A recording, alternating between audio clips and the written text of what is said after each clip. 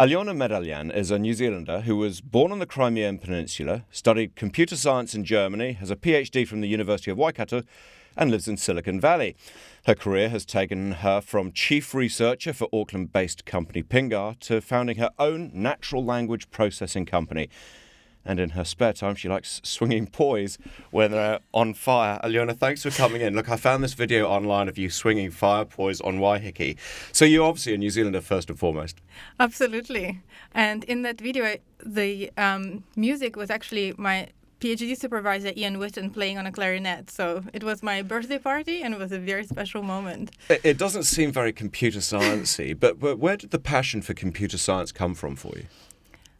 It actually all started with me wanting to study languages, English and German. I enrolled to become a translator, an interpreter in a Ukrainian university. And then I've heard our mathematics professor tell us about these computer programs that are used to translate text automatically. And it's called natural language processing or computational linguistics. And I thought, this is amazing. I could use my linguistics knowledge.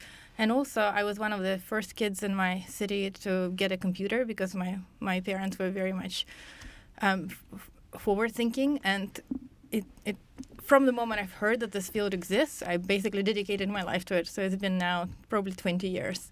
And during those 20 years, have you noticed gender-wise that I mean, you would have initially been the only woman in the room, probably? There's more diversity in computational linguistics because it's not pure engineering and computer science skills. You kind of need both, understanding of how languages work and understanding how computers can be used to understand human language. So was it computer science which brought you to New Zealand? Yes, I was I was studying in Germany and about to write my master's thesis. And people from Germany love New Zealand. And so I thought, I'll come as well and make it an overseas experience, which is really valued when you study in one country and a little bit in another country. And that's how I ended up at Waikato University, first doing my master's, and then I loved it and decided to stay for my PhD. And your first job in computer science was at Pingar, as a natural language processing company. So how much did you learn about business during your time there, although you were the chief researcher? A lot. So actually, even during my studies, I have tried to get as many academic experiences as possible. So I've done an internship at another software company in Germany. Then I did an internship at Google in New York.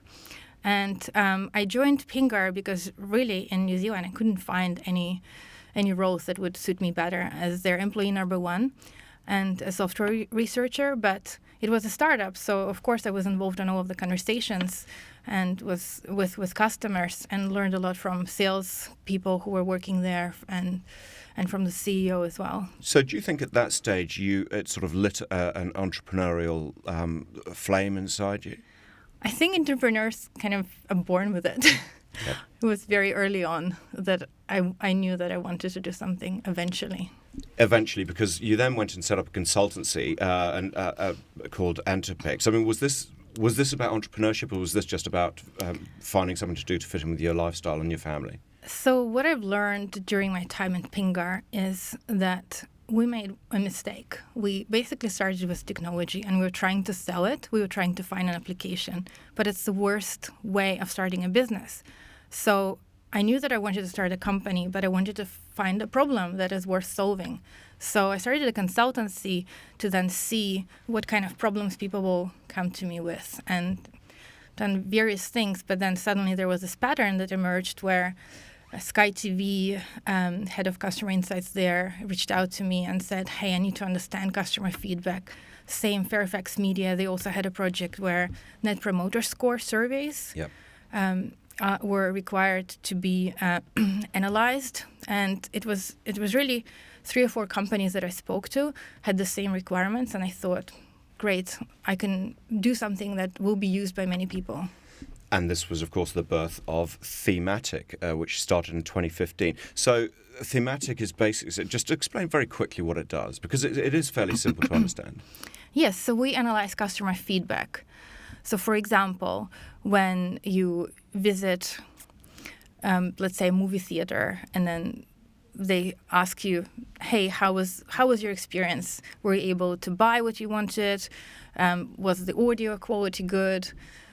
Was the selection of movies the right selection for you to come there in the first place? So companies receive tens of thousands of such pieces of customer feedback, and through many, many channels. So it could be through surveys, other people leave their feedback on Twitter. It depends, whatever is natural for the customer. And what we do at Thematic is help collate all of this feedback in one place, analyze it so that the CEO or anybody on the leadership team can always answer the questions. What are customers actually thinking about our company? What drives them? What drives their loyalty? How can we retain customers better? And so the programs you create basically condense what could take a team of people many, many days to a few seconds to produce patterns. That's brilliant. So tell me about why Combinator and where this comes in, because it's a significant, for people like me, I'm told it's a very significant place to go and difficult to get to. Yes, it's harder to get in than into Harvard. But to be honest, I didn't know much about the program and I didn't even consider it. But what I did do during consulting, I have been listening to podcasts that they were producing. So they have this Startup School series of podcasts and YouTube videos where you can learn a lot about how to start a business, what to think about. And this is how I learned about them. And so did my co-founder, who is also my husband, Nathan Holmberg. And he really signed up for their online program and to watch those videos, to be reminded, and to educate himself.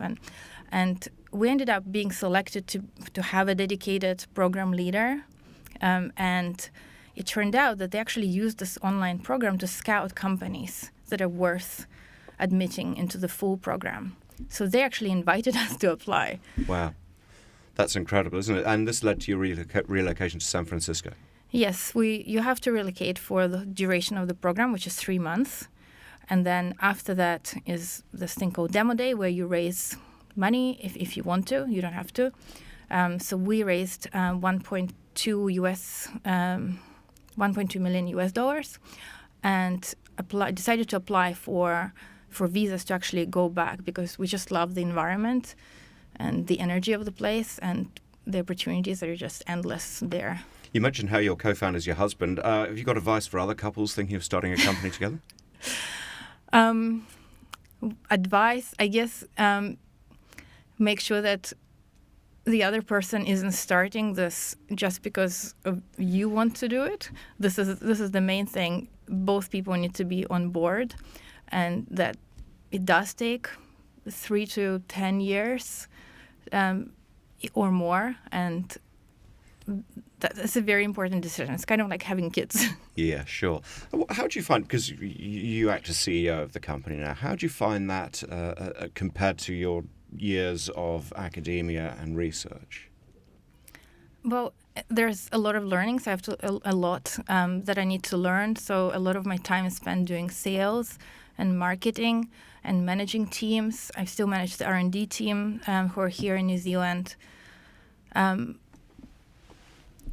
There isn't really a lot in terms of similarities between academic research and running a company.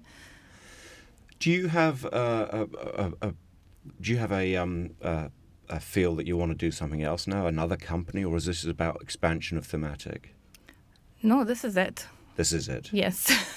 So why have you got a hairdressing certificate? I thought this might be your exit plan.